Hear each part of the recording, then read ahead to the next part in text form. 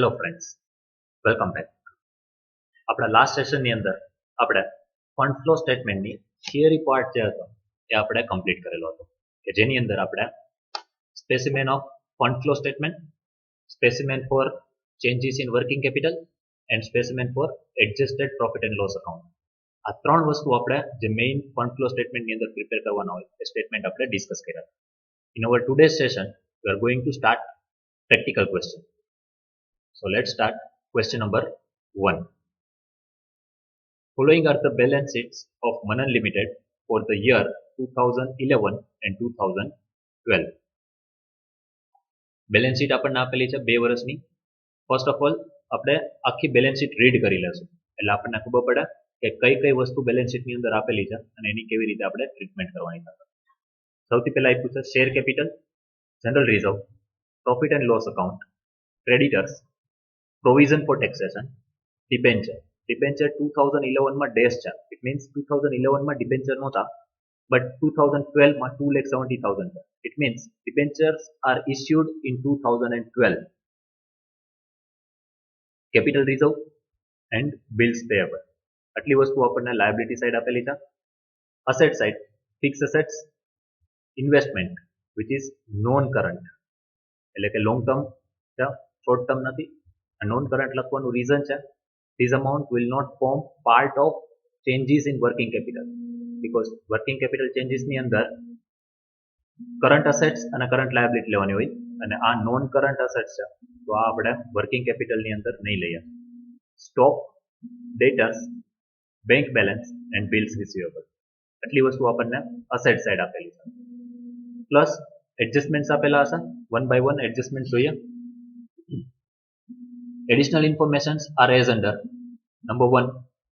Investments costing rupees 8,000 were sold during the year 2011-12 for rupees 8,500 and new investments worth rupees 18,000 were purchased.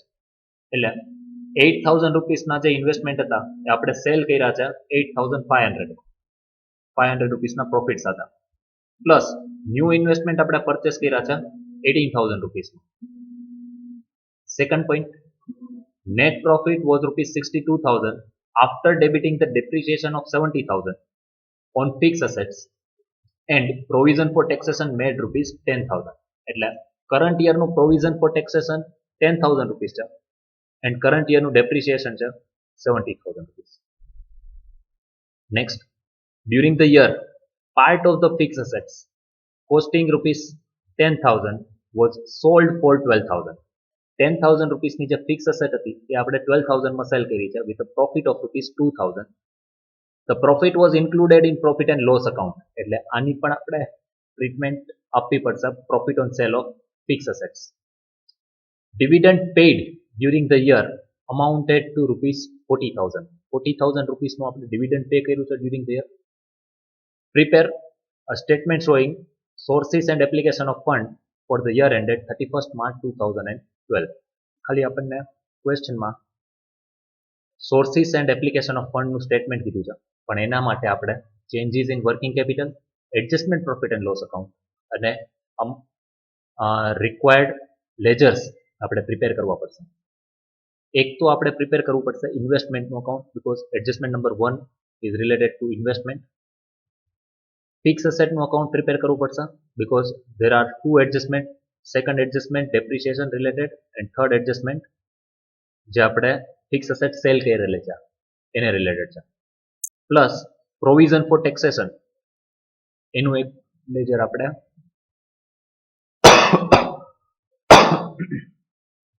Provision four ટેક્સેશનનું ledger આપણે prepare કરવું પડશે. તો આ ત્રણ ledger આપણે prepare કરવા પડશે. સ્ટાર્ટ કરીએ આપણે સમ કેવી રીતે થશે.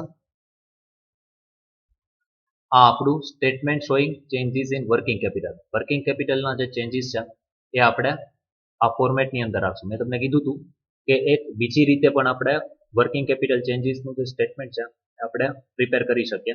તો એ આ રીતે છે. પ્રેક્ટિકલ ક્વેશ્ચનના આન્સર આપણે આ જ્યારે સ્ટેટમેન્ટ બનાવશું ત્યારે તમને આઈડિયા આવી જશે કઈ રીતે આપણે પ્રિપેર કરવાનું હોય. સેકન્ડ સ્ટેટમેન્ટ આપણું છે adjusted profit and loss account અને fund flow statement. Adjusted profit and loss account and fund flow statement કે જેમાં સોર્સિસ ઓફ ફંડ, અમાઉન્ટ અને એપ્લિકેશન ઓફ ફંડ અને અમાઉન્ટ છે. Plus investment account, fix asset account અને provision for taxation. આટલા accounts આપણે prepare કરવાના છે. હવે આ ક્વેશ્ચનની અંદરથી આપણે પેલા જે ઓપનિંગ બેલેન્સીસ છે એ ઓપનિંગ બેલેન્સીસ આપણે મેન્શન કરી દઈએ. જેમ કે પી એન્ડ એલ અકાઉન્ટની opening balance 30,000 and closing balance 35,000. તો adjusted P and L account first of all by balance brought down 30,000 અને ક્લોઝિંગ બેલેન્સ છે 35,000. તો એ આપણે ક્લોઝિંગ બેલેન્સ લાસ્ટમાં લેફ્ટ હેન્ડ સાઈડ લખી નાખીએ. તો બેલેન્સ કેરી ડાઉન 35,000. એના પછી આપણે જે ઇન્વેસ્ટમેન્ટ્સ છે એની ફિક્સ એસેટ ઇન્વેસ્ટમેન્ટની opening balance 50,000 and 60,000 closing balance. Provision for taxation આપણું જે પી એન્ડ એલ અકાઉન્ટ છે એના પછી પ્રોવિઝન ફોર ટેક્સેશનની બેલેન્સ છે 75,000 અને 10,000. લાયબિલિટી સાઇડ શેર કેપિટલનું અકાઉન્ટ નથી બનાવવાનું, જનરલ રિઝર્વનું અકાઉન્ટ નથી બનાવવાનું. પી એન્ડ એલની બેલેન્સ લખી નાખેલી છે. ક્રેડિટર્સ વર્કિંગ કેપિટલનો પાર્ટ થશે. પ્રોવિઝન ફોર ટેક્સેશન એની બેલેન્સ 75,000 અને closing balance 10,000. Opening balance by balance brought down 75,000, closing balance 10,000 rupees. એના પછી ફિક્સ એસેટની ઓપનિંગ બેલેન્સ. ફિક્સ એસેટની ઓપનિંગ બેલેન્સ આપણી પાસે છે. લાયબિલિટી સાઇડ પૂરી થઈ ગઈ. અસેટ સાઇડ ફિક્સ એસેટની opening balance 4 lakh rupees. To balance brought down 4 lakh rupees and closing balance 3,20,000 by balance carried down 3,20,000. અને ઇન્વેસ્ટમેન્ટની જે આપણી ઓપનિંગ બેલેન્સ છે ઇન્વેસ્ટમેન્ટ 50,000 અને closing balance 60,000. To balance brought down 50,000 by balance carried down 60,000.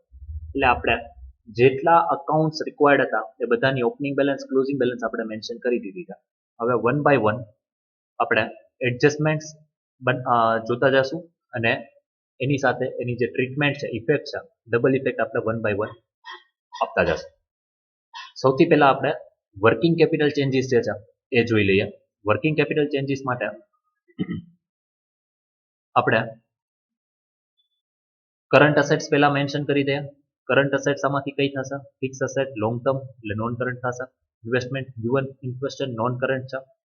Stock એટલે સૌથી પહેલા આપણે સ્ટોક મેન્શન કરશું. કરંટ અસેટ્સની અંદર સ્ટોક 2011 ની અમાઉન્ટ છે 2 લાખ રૂપીસ અને 2012 છે 1,95,000. 2 લાખ એન્ડ 1,95,000. આ રીતે જે આપણી પાસે કરંટ અસેટ્સ અને કરંટ લાયબિલિટીઝ છે આપણે વન બાય વન મેન્શન કરતા જવાની છે. એના પછીની કરંટ અસેટ્સ છે ડેટર્સ 2 લાખ એન્ડ 4,55,000. ડેટર્સ 2 લાખ 2011 માં and 2012 4,55,000. Next bank 1,59,000 and 1,97,000. Bank balance 1,59,000 for 2011 and 1,97,000 for 2012. Next current assets bills receivable 40,000 and 15,000. Bills receivable 40,000 and 15,000. હવે કોઈ અસેટ્સ કરંટ અસેટ્સ બાકી નથી રહેતી એટલે ટોટલ કરંટ અસેટ્સ આ બધી અસેટ્સ જે છે એનો total of 2011 5,99,000 and total current assets of 2012 8,62,000. Next point current liabilities. જે રીતે આપણે કરંટ અસેટ્સ લઈ ગઈ એ રીતે ક્વેશ્ચનમાંથી જે કરંટ લાયબિલિટીઝ હશે એ વન બાય વન મેન્શન કરશું.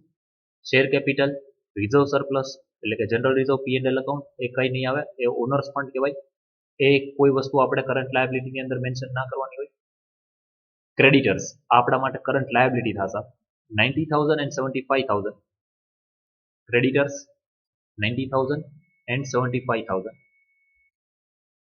પ્રોવિઝન ફોર ટેક્સેશન અલગથી આપણે અલગ એનું અકાઉન્ટ પ્રિપેર કરેલું છે.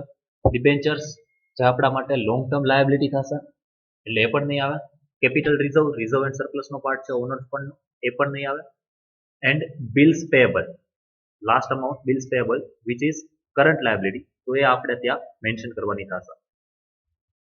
બિલ્સ પેએબલ અમાઉન્ટ હતી 78,000 and 59,000. 78 and 59,000. બીજી કોઈ અમાઉન્ટ કરંટ લાયબિલિટીની અંદર બાકી નથી રહેતી. બે અમાઉન્ટ છે તો બંનેનો ટોટલ કરી લઈએ. Total current liability for 2011 is 1,68,000 and for 2012 is 1,34,000. હવે આપણી પાસે કરંટ અસેટ્સ છે ટોટલ એન્ડ કરંટ લાયબિલિટી છે. તો next step is working capital A minus B. A એટલે કરંટ અસેટ્સનું total, B means total of current liability. 2011 માટે separately અને 2012 માટે separately calculation. 5,99,000 minus 1,68,000. It means working capital for 2011 is 4,31,000, while for 2012 it is 8,62,000 minus 1,34,000. Answer will be 7,28,000. Now you can see that working capital for 2011 is 4,31,000, while working capital for 2012 is 7,28,000. It means there is increase in working capital from 4,31,000 to 7,28,000. એટલે કેટલી capital increase થઈ છે working capital? Increase in working capital is 2,97,000. Total 7,28,000 આપણે બંને side બે વર્ષનો જે છે એ લખી નાખશું. એટલે કે જે સાઈડ વધારે વર્કિંગ કેપિટલ હોય એ ટોટલ લખવાનું, એમાંથી ઓપોઝિટ સાઈડની અમાઉન્ટ માઇનસ કરીએ એટલે આપણને ડિફરન્સની અમાઉન્ટ મળશે 2,97,000, which is increase in working capital compare to 2011-2012 માં આપણી વર્કિંગ કેપિટલ ઇન્ક્રીઝ થઈ છે. તો આ જે 2,97,000 છે એ આપણે અમાઉન્ટ ફાઇન્ડ કરેલી છે. આની આપણે સેકન્ડ ઇફેક્ટ આપવાની થશે increase in working capital. Fund flow સ્ટેટમેન્ટની અંદર એપ્લિકેશન ઓફ ફંડની અંદર ઇન્ક્રીઝ વર્કિંગ કેપિટલ 2,97,000. જે આપણું સ્ટેટમેન્ટ હતું વર્કિંગ કેપિટલ ચેન્જીસનું, એની અંદરથી આપણે જે ઇન્ક્રીઝ થયેલી વર્કિંગ કેપિટલ છે આપણે ફાઇન્ડ કરી એ ફંડ ફ્લો સ્ટેટમેન્ટની અંદર એપ્લિકેશન ઓફ ફંડની અંદર લખવાની થાય. જો ડિક્રીઝ ઇન વર્કિંગ કેપિટલ હોય તો એ આપણે સોર્સિસ ઓફ ફંડની અંદર મેન્શન કરવાનું છે. આઈ હોપ બધાને ચેન્જીસ ઇન વર્કિંગ કેપિટલનું જે સ્ટેટમેન્ટ છે એ ક્લિયર થઈ ગયું. એની અંદર ઇન્ક્રીઝ જે વર્કિંગ કેપિટલમાં થઈ હતી આપણે ફંડ ફ્લો સ્ટેટમેન્ટની અંદર મેન્શન કરી દીધું. નાઉ વન બાય વન આપણે એડજસ્ટમેન્ટ ડિસ્કસ કરીએ અને એની ઇફેક્ટ શું આવે છે એ જોઈએ. Investment costing ₹8,000 were sold during the year 11-12 for ₹8,500. 8,000 રૂપીસના investment 8,500 રૂપીસમાં cell કરેલા છે. It means there is a reduction in investment cell કર્યા છે તો આપણે investment goes out of business એટલે આપણે ક્રેડિટ સાઇડ લખવું પડશે 8,500. ચેક કરીએ ઇન્વેસ્ટમેન્ટ એકાઉન્ટ આપણી પાસે છે, opening balance closing balance mention કરેલી છે.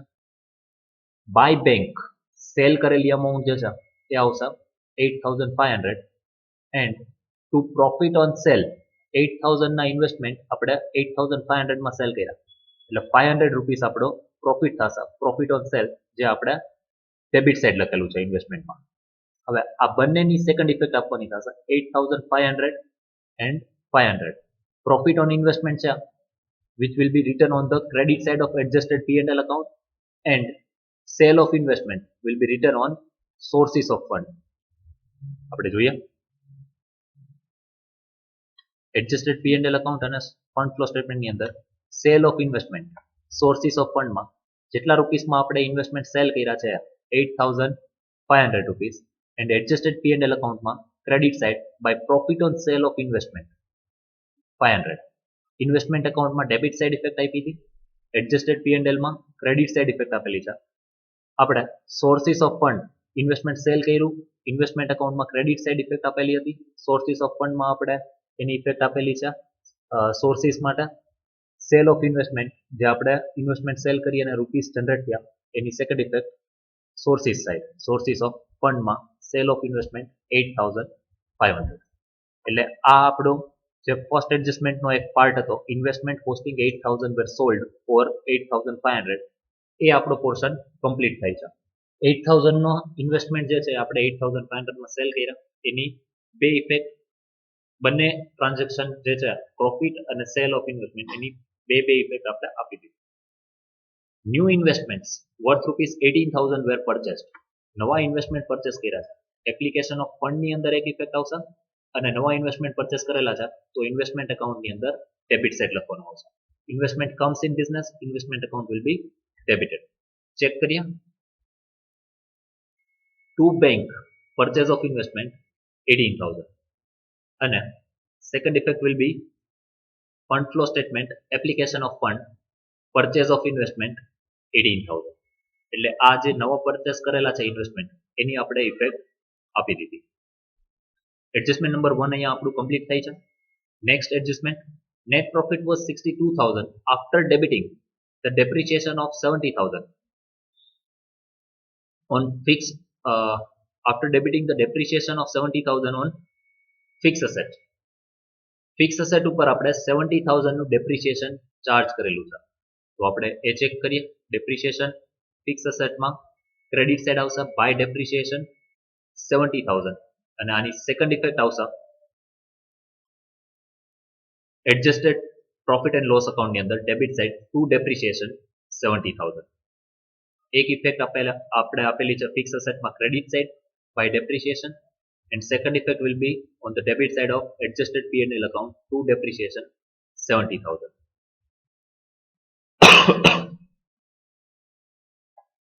Adjustment number 2 હજી continue છે and provision for taxation made ₹10,000.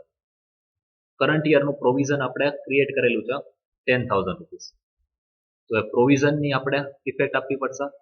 Credit side of provision for taxation account by profit and loss account new provision જે ક્રિએટ કરેલું છે 10,000 rupees and second effect will be on the debit side of adjusted P&L account to provision for tax 10,000 rupees. 10,000 રૂપીસનું આપણે નવું current યરમાંથી provision કરેલું છે પ્રોફિટમાંથી એની એક effect આપણે એડજસ્ટેડ P&L અકાઉન્ટમાં ડેબિટ સાઇડ આપેલી છે. સેકન્ડ આપણે જે પ્રોવિઝન ફોર ટેક્સેશન અકાઉન્ટ છે એમાં ક્રેડિટ સાઇડ આપેલી છે. ક્લિયર બધાને? આપણું સેકન્ડ એડજસ્ટમેન્ટ છે એ આપણું અહીંયા કમ્પ્લીટ થઈ છે. During the year part of the fix assets costing 10,000 was sold for 12,000. The profit was included in the profit and loss account. 10,000 રૂપીસની ફિક્સ અસેટ 12,000 રૂપીસમાં સેલ કરેલી છે એટલે 2,000 રૂપીસનો પ્રોફિટ છે એની ઇફેક્ટ આપવાની થશે. 12,000 રૂપીસમાં આપણે અસેટ સેલ કરેલી છે એટલે એ જે રૂપીસ આપણને રિસીવ થશે એ સોર્સિસ ઓફ ફંડ ની અંદર આવશે. સેલ કરેલું છે fix asset goes out of business એટલે એ અસેટ જે છે એ આપણે ફિક્સ અસેટમાં ક્રેડિટ સાઇડ લખવાનું થશે 12,000 રૂપીસ. 2,000 રૂપીસનો જે પ્રોફિટ છે એ આપણે ફિક્સ અસેટ અકાઉન્ટમાં ડેબિટ સાઇડ લખવાનું થશે અને એડજસ્ટેડ P&L અકાઉન્ટની અંદર ક્રેડિટ સાઇડ લખવાનું થશે. વન બાય વન આપણે બધી ઇફેક્ટ જોઈએ. પેલા ફિક્સ અસેટની અંદર બાય બેંક સેલ કરેલું છે 12,000 રૂપીસ એનો પ્રોફિટ જે છે એ ડેબિટ સાઇડ મેન્શન કરશું to profit on sale 2,000 rupees. આ 12,000 અને 2,000 ની સેકન્ડ ઇફેક્ટ આપણે આપવાની થશે. ફંડ ફ્લો સ્ટેટમેન્ટની અંદર સોર્સિસ ઓફ ફંડમાં આવશે sale of fix assets 12,000 rupees and adjusted P&L અકાઉન્ટમાં જેમ profit on sale of investment આપણે ક્રેડિટ સાઇડ લખ્યું છે same way profit on sale of fix asset 2,000 rupees આપણે ક્રેડિટ સાઇડ મેન્શન કરવાનું થશે. આઈ હોપ આ જે એડજસ્ટમેન્ટ્સ છે એની તમને ટ્રીટમેન્ટ કેવી રીતે આપીએ છીએ ખબર પડી ગઈ હશે. ફિક્સ અસેટ સેલ કરી ફિક્સ અસેટમાં ક્રેડિટ સાઇડ ફૂલ અમાઉન્ટ લખી નાખી 12,000. જે પ્રોફિટ હતો આપણે ડેબિટ સાઇડ લખી નાખ્યો ફિક્સ અસેટ અકાઉન્ટમાં. જે અમાઉન્ટથી આપણે અસેટ સેલ કરેલી છે એ આપણે ફંડ ફ્લો સ્ટેટમેન્ટની અંદર સોર્સિસ ઓફ ફંડમાં લખેલું છે અને જે પ્રોફિટની અમાઉન્ટ છે એની સેકન્ડ ઇફેક્ટ એડજસ્ટેડ P&L અકાઉન્ટમાં ક્રેડિટ સાઇડ આપેલી છે. ફ્રેન્ડ્સ એક વસ્તુ ધ્યાન રાખજો જે કોઈ પણ અમાઉન્ટ છે એની ડબલ ઇફેક્ટ તમે આપતા જશો તો ક્યારેય તમારે પ્રોબ્લેમ નહીં થાય. એક જગ્યાએ ઇફેક્ટ આપી અને પછી બીજી જગ્યાએ પછી ઇફેક્ટ આપતું ફ્યુચરમાં એવું કરશો તો મિસ્ટેક થવાના ચાન્સીસ છે. સમ ટેલી નહીં થાય અને માર્ક્સ કટ થઈ જશે. હંમેશા પ્રેક્ટિસ એવી જ રાખજો ટેવ એવી જ રાખજો કે જ્યારે તમે એક ઇફેક્ટ આપો એની સેકન્ડ ઇફેક્ટ ઇમિડિયેટલી આપી દેવાની. એવું નહીં કરતા કે પેલા બધી વસ્તુ રીડ કરી એડજસ્ટેડ P&L અકાઉન્ટ આખું પ્રિપેર કરી નાખ્યા પછી લેજર્સ બધા પ્રિપેર કરી નાખ્યા અને લાસ્ટમાં ફંડ ફ્લો સ્ટેટમેન્ટ આખું પ્રિપેર કર્યું. વન બાય વન જે ટ્રીટમેન્ટ આપવાની હોય એ જે જગ્યાએ ટ્રીટમેન્ટ આપવાની હોય એની ઇફેક્ટ બંને ઇફેક્ટ ડેબિટ અને ક્રેડિટ આપતા જ જાજો સાથે તો ક્યારેય ક્વેશ્ચનની અંદર મિસ્ટેક નહીં થાય આન્સર તમારો પ્રોપર આવશે અને ટેલી થઈ જશે. નેક્સ્ટ એડજસ્ટમેન્ટ જોઈએ આપણે. થર્ડ એડજસ્ટમેન્ટ કમ્પ્લીટ થઈ ગયું. Last adjustment dividend paid during the year amounting to rupees 40,000. 40,000 રૂપીસનું ડિવિડન્ડ પે કર્યું છે એટલે એક અમાઉન્ટ આવશે એપ્લિકેશન ઓફ ફંડની અંદર dividend paid 40,000 rupees. And second adjusted P and L અકાઉન્ટમાં ડેબિટ સાઇડ આવશે પ્રોવિઝન ફોર ટેક્સની નીચે આપણે લખશું ટુ ડિવિડન્ડ 40,000 રૂપીસ. એટલે આ જે આપણી એડજસ્ટમેન્ટ નંબર 4 હતું ડિવિડન્ડ પેડ એની બે ઇફેક્ટ આપણે આપી દીધી છે adjusted P and L account debit side and application of ફંડની અંદર. હવે ક્વેશ્ચનની અંદર કોઈ પણ જાતના એડજસ્ટમેન્ટ્સ આપણા બાકી નથી. તો બેલેન્સ શીટની અંદર આપણે 1 બાય 1 અમાઉન્ટ ડિસ્કસ કરીએ અને એની જે ટ્રીટમેન્ટ આવતી હોય એ આપણે જોઈએ. શેર કેપિટલ 4,50,000 હતા, નેક્સ્ટ યર પણ 450 છે, કોઈ ચેન્જીસ નથી. શેર કેપિટલની કોઈ જાતની ટ્રીટમેન્ટ આપવાની રિક્વાયરમેન્ટ નથી. જનરલ રિઝર્વ 2011માં 3 લાખનું હતું અને 2012માં 3,10,000 થઈ ગયું છે. It means increase in general reserve એ ક્યાંથી આવેલું હશે? Transfer to general reserve from profit and loss account. તો આ એવી વસ્તુ છે કે જે 3 લાખમાંથી 3,10,000 થઈ ગયું, 10,000 રૂપીસ ઇન્ક્રીઝ થયું છે. It means it is transferred from P and L account to general reserve account. તો આ 10,000ની ઇફેક્ટ આપણે સિંગલ ઇફેક્ટ જ આવશે જે આપણે આપવી પડશે એડજસ્ટેડ પી એન્ડ એલ અકાઉન્ટમાં debit side to general reserve 10,000 rupees. Friends, જે આપણે એડજસ્ટમેન્ટ છે એની ઇફેક્ટ આપી દીધા પછી બેલેન્સ શીટમાંથી 1 બાય 1 અમાઉન્ટ જોતી જવાની અને એની જે ઇફેક્ટ આવતી હોય એ આપણે આપતી જવી પડશે. ટ્રાન્સફર ટુ જનરલ રિઝર્વ આપણે શિફ્ટ કરી દીધું 10,000 rupees on debit side of adjusted P and L account. P and L અકાઉન્ટની જે બેલેન્સ છે adjusted P and L account આપણે ઓપન કરેલું છે એટલે એની ઇફેક્ટ આપણે અલગથી આપવાની નથી. ક્રેડિટર્સ જે છે 90,000 75,000 વર્કિંગ કેપિટલ ચેન્જીસની અંદર આપણે લઈ લીધું. પ્રોવિઝન ફોર ટેક્સેશનનું અલગથી અકાઉન્ટ બનાવેલું છે. ડિબેન્ચર ફ્રેન્ડ્સ, ડિબેન્ચર 2011ની અંદર 0 રૂપીસની અમાઉન્ટ હતી. 2012ની અંદર એ અમાઉન્ટ થઈ ગઈ છે 2,70,000. It means issue of debenture, નવા ડિબેન્ચર આપણે ઇસ્યુ કરેલા છે. તો એ જે ડિબેન્ચર ઇસ્યુ કર્યા છે એ આપણા સોર્સિસ ઓફ ફંડની અંદર આવશે. એ ડિબેન્ચર ઇસ્યુ કરેલા છે એટલે આપણને રૂપીસ મળશે. તો એ સોર્સિસ ઓફ ફંડની અંદર આપણે એને મેન્શન કરવું પડશે. Fund flow statement sources of fund debenture issued 2,70,000. નવા ડિબેન્ચર ઇસ્યુ કરેલા છે, આપણને અમાઉન્ટ રિસીવ થઈ છે, સોર્સિસ ઓફ ફંડની અંદર મેન્શન કરશું. એના પછી કેપિટલ રિઝર્વ. કેપિટલ રિઝર્વ 26,000 નું હતું 2011માં, એની બદલે 2012માં 33,000 થઈ ગયું છે. Increase in capital reserve, general રિઝર્વની જેમ એ પણ અમાઉન્ટ જે ઇન્ક્રીઝ થઈ છે એ આપણે ટ્રાન્સફર કરેલી હશે પી એન્ડ એલ અકાઉન્ટમાંથી. તો આપણે 26,000 માઇનસ 33,000 જે ડિફરન્સ છે 7,000 રૂપીસ એ આપણે એડજસ્ટેડ પી એન્ડ એલ અકાઉન્ટની અંદર ડેબિટ સાઇડ લખવાનું થશે. ચેક કરીએ. Adjusted profit and loss account debit side to capital reserve 7,000 rupees. Clear? Bills payable જે છે એ આપણે વર્કિંગ કેપિટલ ચેન્જીસની અંદર મેન્શન કરેલું છે એટલે એ આપણે હવે એની ટ્રીટમેન્ટ અલગથી આપવાની નથી. લાયબિલિટી સાઇડ આખી કમ્પ્લીટ થઈ ગઈ. અસેટ સાઇડ ફિક્સ અસેટ્સ એનું અકાઉન્ટ આપણે ઓપન કરેલું છે. ઇન્વેસ્ટમેન્ટનું અકાઉન્ટ ઓપન કરેલું છે. સ્ટોક, ડેટર્સ, બેંક અને બિલ્સ રિસીવેબલ આ બધી અમાઉન્ટ આપણે વર્કિંગ કેપિટલ ચેન્જીસની અંદર આપણે મેન્શન કરેલી છે. એટલે અસેટ સાઇડ કોઈ પણ ટ્રાન્ઝેક્શનની અમાઉન્ટ આપણે બાકી નથી. હવે નેક્સ્ટ જે આપણું સ્ટેપ છે એ આપણે અકાઉન્ટ્સ ક્લોઝ કરી અને જે કોઈ પણ ઇફેક્ટ આવતી હશે બેલેન્સિંગ ફિગર જો કઈ હશે તો એની આપણે ટ્રીટમેન્ટ આપશું. ઇન્વેસ્ટમેન્ટ 68,500 68,500 બંને સાઇડ સેમ અમાઉન્ટ છે, ટોટલ સેમ છે, કોઈ બેલેન્સિંગ ફિગર નથી. ફિક્સ અસેટ્સ 4,02,000 4,02,000 ફિક્સ અસેટનું અકાઉન્ટ પણ ટેલી છે, એમાં પણ કોઈ બેલેન્સિંગ ફિગર નથી. પ્રોવિઝન ફોર ટેક્સેશન 85,000 ક્રેડિટ સાઇડનો ટોટલ છે એ આપણે બંને સાઇડ લખીએ. એમાંથી ડેબિટ સાઇડની અમાઉન્ટ જે છે 10,000 એ આપણે સબસ્ટ્રેક્ટ કરીએ. બેલેન્સિંગ ફિગર આવશે 75,000 which is tax paid during the year to bank paid 75,000. આ 75,000 ની આપણે સેકન્ડ ઇફેક્ટ આપવાની થશે. એ પહેલા આપણે adjusted profit and loss account જે છે એ અકાઉન્ટ ક્લોઝ કરીએ. 1,72,000 લેફ્ટ હેન્ડ સાઇડ એટલે કે ડેબિટ સાઇડનો ટોટલ થશે. રાઈટ હેન્ડ સાઇડમાંથી અમાઉન્ટ માઇનસ કરીએ એટલે આપણને મળશે ફંડ ફ્રોમ ઓપરેશન જે થશે 1,39,500 ડિફરન્સની amount. Left hand side debit સાઈડની ટોટલ 1,72,000 જે ક્રેડિટ સાઈડ લખેલો છે એ ક્રેડિટ સાઈડ ટોટલ જે કરેલો છે એમાંથી આપણે ક્રેડિટ સાઈડની બધી અમાઉન્ટ માઇનસ કરીએ 30,500 એન્ડ 2,000 એટલે બેલેન્સિંગ ફિગર આવશે 1,39,500 કે જે આપણું ફંડ્સ ફ્રોમ ઓપરેશન થશે.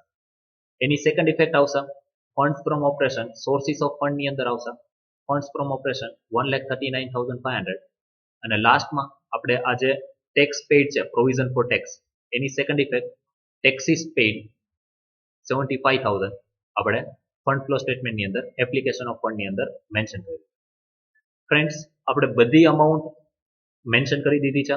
વર્કિંગ કેપિટલ ચેન્જીસ ઇન્ક્રીઝ ઓર ડિક્રીઝ જે ઇન્ક્રીઝ હતું એ આપણે લખી નાખ્યું છે. એડજસ્ટેડ પ્રોફિટ એન્ડ લોસ અકાઉન્ટની જે ક્લોઝિંગ બેલેન્સ હતી funds from operation 1,39,500 A sources of ફંડમાં લખી નાખ્યું છે. લેજર્સ બધા ક્લોઝ કરી અને એમાંથી જે કોઈ પણ ઇફેક્ટ આવતી હતી એ પણ આપણે લખી નાખ્યું છે. One by one adjustment complete કરી લીધા. એડજસ્ટમેન્ટ પછી ક્વેશ્ચનની અંદર જે બેલેન્સ શીટ આપેલી હતી એ બેલેન્સ શીટની અંદર one by one amount check કરી અને એની જે ઇફેક્ટ આપવાની હતી આપી દીધી. ઇન શોર્ટ બધી ઇફેક્ટ આપણે બધી ટ્રીટમેન્ટ આપી દીધી છે. લાસ્ટમાં આપણે ફંડ ફ્લો સ્ટેટમેન્ટ જે છે એ બેલેન્સ શીટની જેમ ટેલી થઈ જવું જોઈએ એટલે કે સોર્સિસ ઓફ ફંડ જે છે એ એપ્લિકેશન ઓફ ફંડ સાથે ટેલી થઈ જવું જોઈએ. આપણી પાસે જેટલા સોર્સ ફંડના હતા એ ફંડ આપણે 100% યુટિલાઇઝ થઈ ગયું હોવું જોઈએ એટલે કે સોર્સિસ ઓફ ફંડ અને એપ્લિકેશન ઓફ ફંડનો ટોટલ સેમ આવી જવો જોઈએ જે આપણા કેસની અંદર આવી જશે 4,30,000 sources of fund and 4,30,000 application of fund. તો ફ્રેન્ડ્સ આ સાથે આપણો પ્રેક્ટિકલ ક્વેશ્ચન નંબર 1 જે છે એ કમ્પ્લીટ થાય છે. આઈ હોપ તમને લોકોને આ પ્રેક્ટિકલ ક્વેશ્ચન જે છે એ સમજાઈ ગયો હશે, એની ટ્રીટમેન્ટ કઈ રીતે આપેલી છે એ ખબર પડી ગઈ હશે. તો આપણા આજના સેશનની અંદર આપણે આ ક્વેશ્ચન નંબર 1 કમ્પ્લીટ કરીએ છીએ. નેક્સ્ટ સેશનમાં મળશું ત્યારે આપણે પ્રેક્ટિકલ ક્વેશ્ચન નંબર 2 સાથે મળશું. નેક્સ્ટ સેશનમાં મળીએ ત્યાં સુધી ગુડ બાય. Thank you.